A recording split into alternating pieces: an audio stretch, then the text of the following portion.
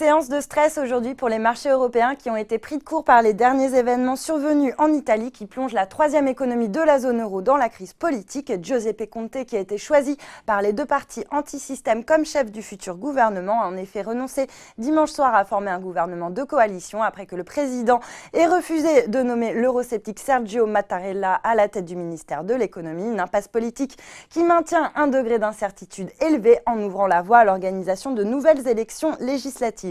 Principal dommage collatéral de ce regain d'incertitude, c'est la hausse des rendements des pays périphériques de la zone euro et notamment de l'obligation d'État italienne à 10 ans qui a pris jusqu'à 24 points de base pour atteindre les 2,69% et se retrouver donc au plus haut depuis octobre 2014 avant de refluer vers les 2,59%. Au final, le CAC lui clôture en baisse de 0,61% mais préserve le seuil des 5500 points. Du côté des valeurs, le secteur bancaire pâtit des incertitudes politiques de la zone euro et des tensions sur les marchés obligataires. Résultat, Crédit Agricole perd 1,66%, BNP moins 1,07% et Société Générale moins 0,75%. A l'inverse, les valeurs défensives sont recherchées à l'image de Danone ou encore de Kering qui s'adjugent respectivement 0,43% et 0,35%. Et puis en tête du CAC 40, on retrouve L'Oréal qui grimpe de 0,43% à 208 € après avoir signé un contrat de licence mondiale avec Valentino pour les parfums et produits de beauté de luxe. Et puis parmi les valeurs qui redonnent du terrain figure le secteur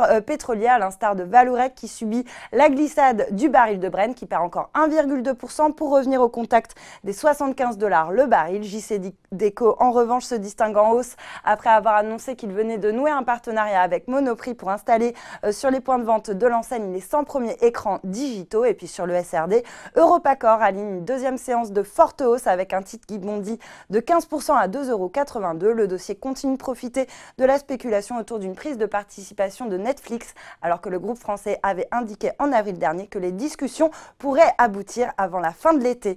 Voilà, c'est tout pour ce soir, mais n'oubliez pas toute l'actu éco et finance est sur Boursorama.